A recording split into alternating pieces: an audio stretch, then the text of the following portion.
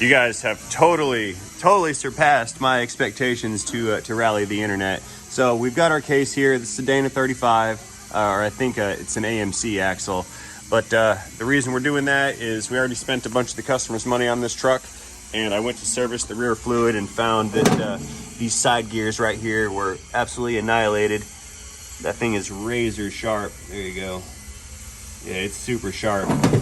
There was some pin bore wear on the case, so I'm going to go ahead and just replace this entire differential.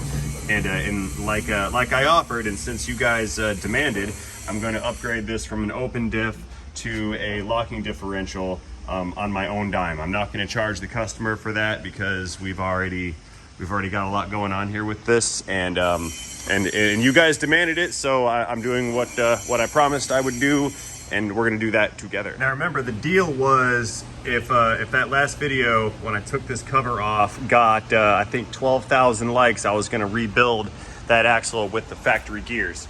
And then the sweetened part of the deal was if that video got 1,000 subscribers, I would put in a Yukon locker, and it has gotten over 2,000 subscribers so far. And on top of that, the video that I made that followed up on that got like 800 more subscribers. So you guys nearly tripled the amount of necessary subscribers and like buttons to get me to purchase a free 99 locking differential for Project Jeep. By the way, to answer some questions, no, that is not my Jeep. No, I'm not buying it. I don't believe it's for sale. If it is for sale, I call first dibs. I know some of you other guys want it, but I've got a lot of sweat and blood and tears and love in this Jeep. So if it ever does end up for sale, this is mine first, and that's just how it is. Sorry, guys. I already called dibs. Now, some of you guys were mentioning in the comments that I should swap this axle out with a Ford 8.8 inch. That's doable, but that's like expensive doable, and that's more expensive than what I was kind of willing to go with. You know, I mean, I planned on rebuilding the bearings on this and putting a new differential in there, but that's, you know, that's like a $900 job.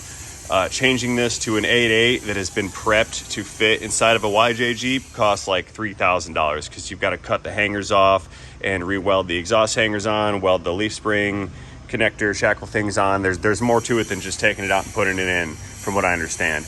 A lot of them, I think you can do a direct swap with the Jeeps that have the coil springs on them, but this is a leaf spring sprung Jeep. So the 8.8 is a coil spring sprung axle. So because of that, I'm not able to just direct bolt it in there. You got to cut things off and weld them on and do various other things like that. Hey, there's a Volkswagen here. We know that Volkswagen.